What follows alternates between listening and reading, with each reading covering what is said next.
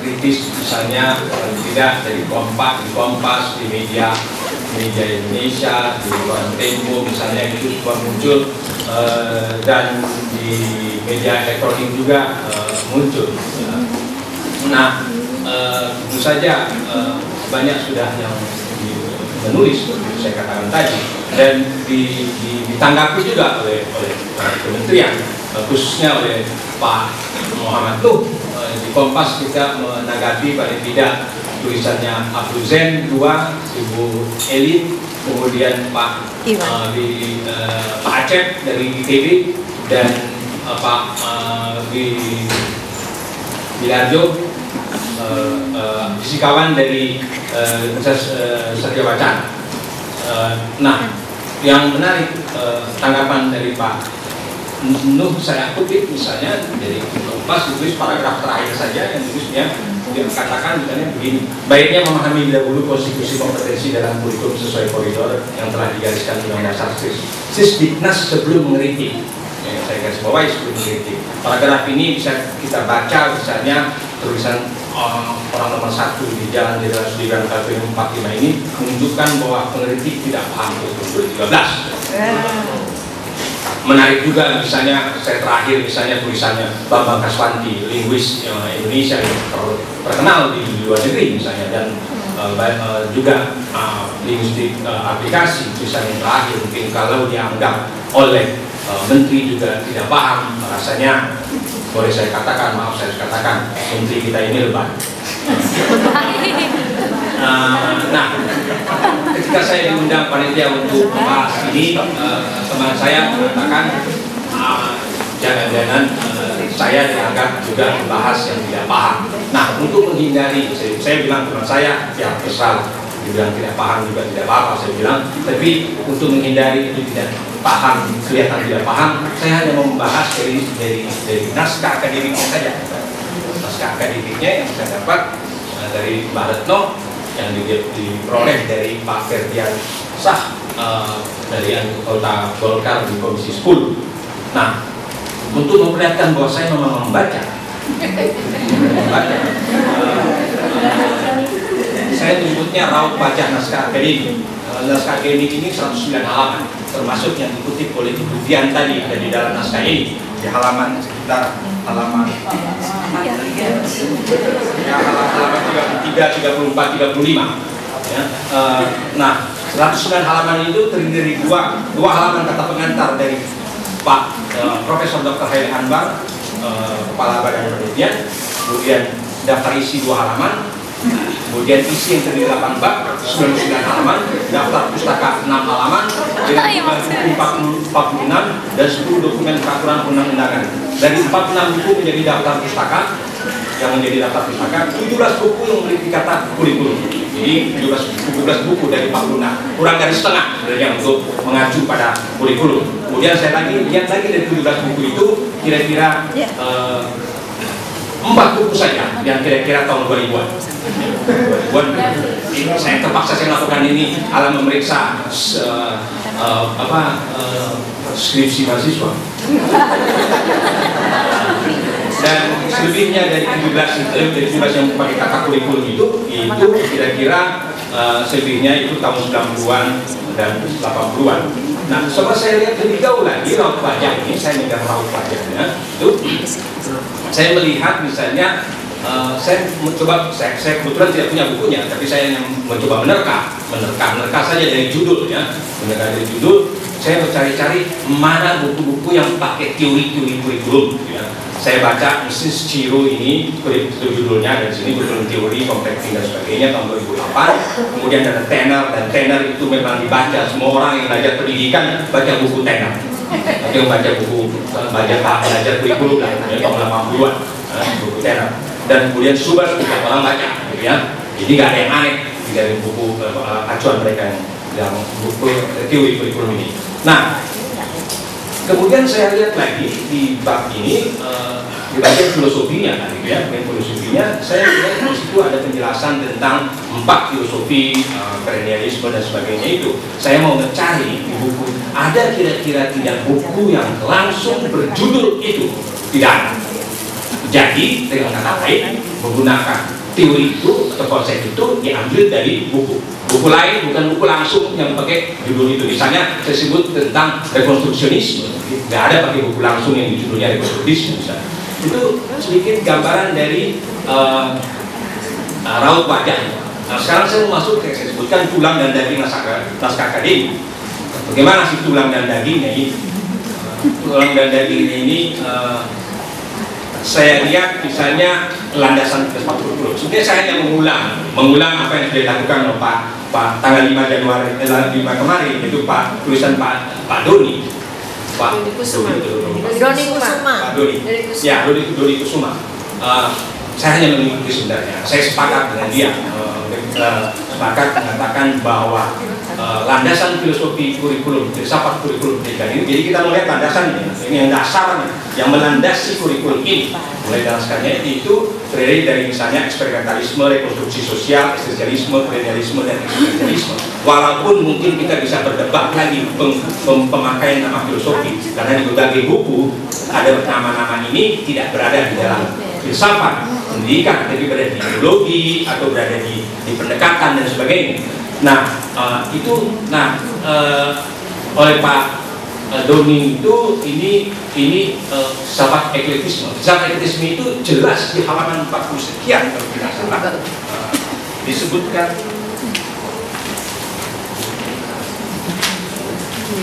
Mengacu kepada halaman 47-48 memang pembuat naskah akademik ini, saya tidak tahu pembuat akademiknya itu ketika Ramon sudah jadi ketua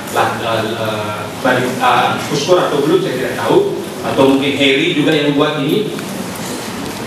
Saya sebut nama dengan nama, tidak sebut Bapak dan Mas karena kebetulan saya kenal kedua orang itu ketika mahasiswa di sini. Nah, di sini dijelaskan memang mereka menggunakan kurikulum baru, memanfaatkan setiap penggunaan filosofi menjadi satu yang bersifat eklektik. Yang tadi saya katakan, itu bilang itu banyak kelemahannya.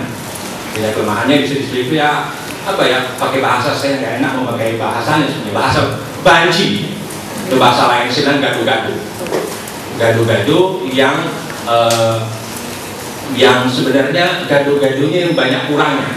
Mungkin gaduh-gaduh di sini karena kalau eklektisme pertanyaannya mengapa hanya filsafat ini yang diambil. Misalnya mengapa tidak ada rekonstruksionis atau bukan rekonstruksionis ada, mengapa tidak ada rekonseptualis misalnya, tidak ada. Itu jadi pertanyaan, sehingga saya bilang ini gaduh-gaduh yang mungkin tidak biasanya pakai tahu, ini gaduh-gaduh yang nggak pakai tahu, atau gaduh-gaduh yang kurang saya suka misalnya bayam, nggak ada bayamnya dan sebagainya. Pokoknya gaduh-gaduh. Nah, gaduh-gaduh yang kurang tetapi dikasih biaya mahal 2,49 triliun. Barang murah dijual mahal. Ini namanya kalau pedagang nggak punya etika. Belinya 5.000 perak, begitu. Itu udah bukan pedagang lagi, penjahat. Nah dari sisi itu,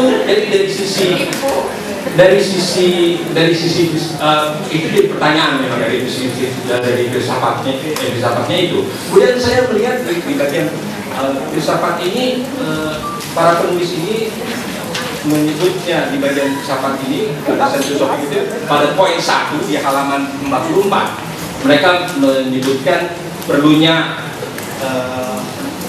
kurikulum itu berakar pada budaya lokal, kemudian memanggil nama Ki Hajar Dewantoro.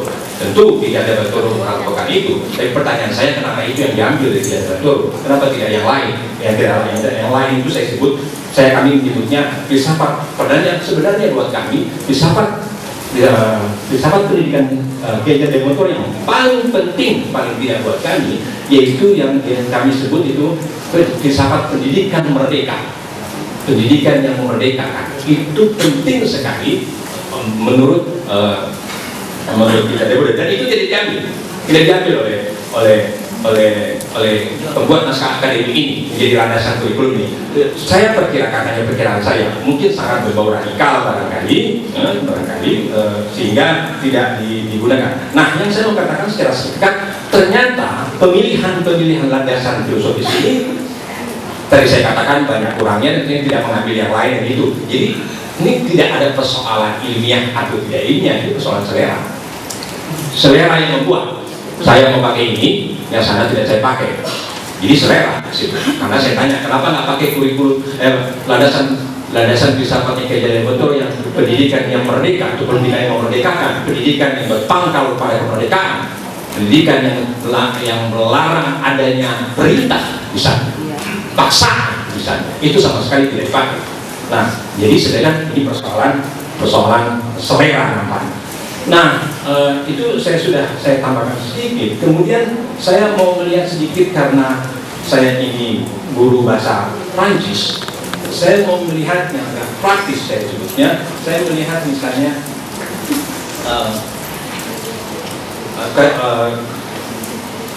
kompetensi dasar. Kompetensi dasar. Terus terang, mungkin Mbak Retno juga pernah tulis di Facebook. Kesulitan misalnya untuk menurunkan kompetensi dasar ke yang lebih nyata gitu dari kelas misalnya kemudian. Tidak, saya kira itu benar. Nah, misalnya saya ambil kompetensi dasar saja, misalnya dari bahasa Prancis untuk kelas 10. Atau sebelum saya nyambung ke situ, pertanyaan saya, apa alasannya menyebutkan kompetensi dasar bahasa dan sastra Prancis? Apa iya perlu diajar sastra Prancis? Tentu kita bisa sebab sastra Prancis misalnya mengajarkan puisi dan sebagainya. Apa iya? Saya hitung kira-kira mungkin dari kelas 1 kalau sampai ada kelas 3 bahasa Prancis gitu ya, 3 jam, 4 jam, 4 jam di kelas 1, kelas 10, kelas 11, kelas 12 sudah. Itu tidak lebih dari 350 jam 3 tahun. Itu hanya kira-kira 1 semester di jurusan bahasa Prancis ini. Ya, lebih dari 1 semester lebih lah sedikit. Mana mungkin belajar sastra? Nah, nanti saya bandingkan dengan yang lain, negara lain. Nah, itu pertanyaan saya. Nah, sekarang saya kembali ke kompetensi dasar. Kompetensi dasar di poin 21 sampai 23 yang judulnya menampilkan, mencerminkan, menerapkan. Terus terang saya bingung saya sebagai guru. Saya mungkin bukan guru yang terlalu baik di bahasa Prancis barangkali ya, tapi lumayan. Sudah 30 tahun saya jadi guru bahasa Prancis, jadi ya sebodoh-bodohnya saya, ya bagus juga ya. Saya nggak ngerti menampilkan perilaku jujur, peduli, santun, tanggung jawab. Ini saya mau mengajarnya bagaimana?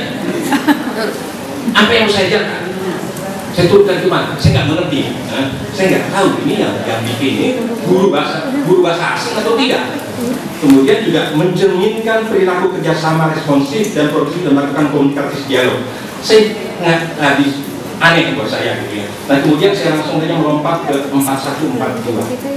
1 dan 42. Di sini saya mengolah informasi lisan berbentuk paparan, seterusnya menyajikan informasi secara ini saya gunakan ekspresi anak muda, lebay banget.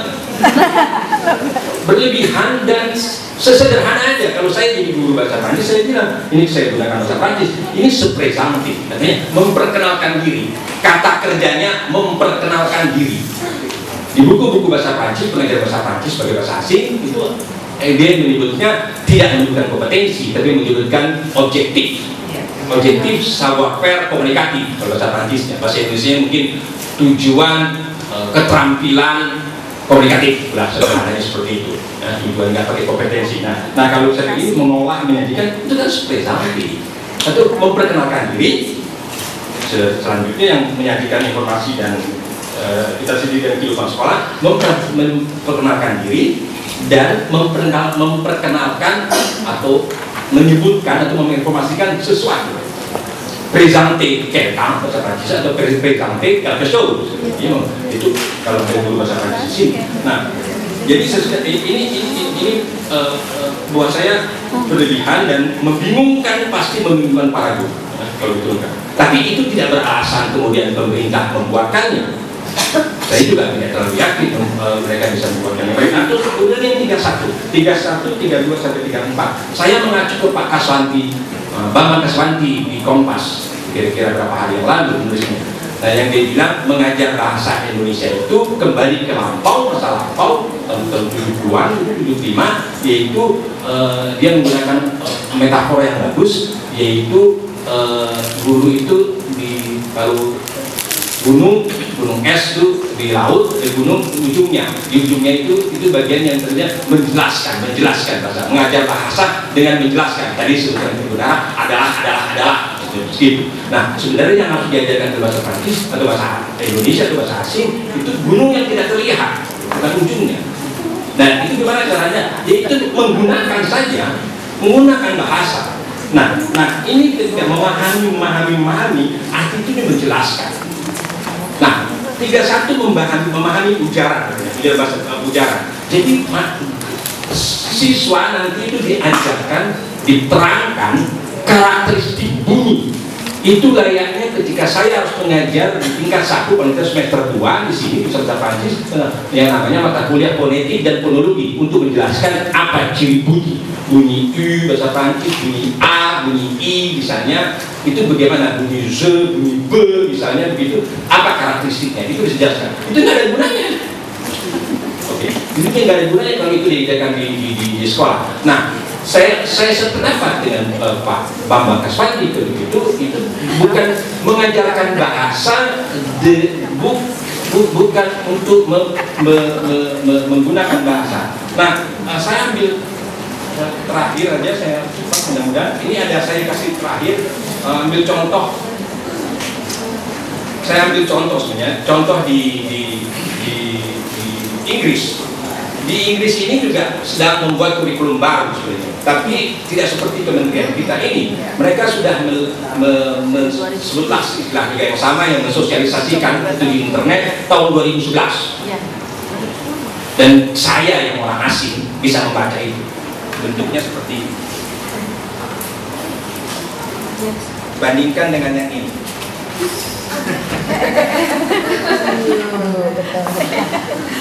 Beda kan? Jauh ini lebih bagus. Bentuk dari rautnya ada wajahnya. Nah, sederhana saja misalnya teman-teman bisa bahasa Prancis, bahasa Inggris. Itu hanya di sini contohnya. Murid itu seharusnya diajarkan apa? Mendengar, mengeksplor, terlibat dalam percakapan, berbicara, sentensi dan sebagainya. Sesederhana ini, tidak seperti yang ada yang kita lihat di sini. Saya kira itu gambaran saya, itu penjelasan saya kepada teman-teman. Terima kasih Pak Jimmy. Bapak dan Ibu, saya rasa kita sudah mendengar dari 3 pemateri kita pada hari ini, dan tadi ada banyak sekali lontaran-lontaran pertanyaan, lontaran-lontaran tanggapan yang disampaikan.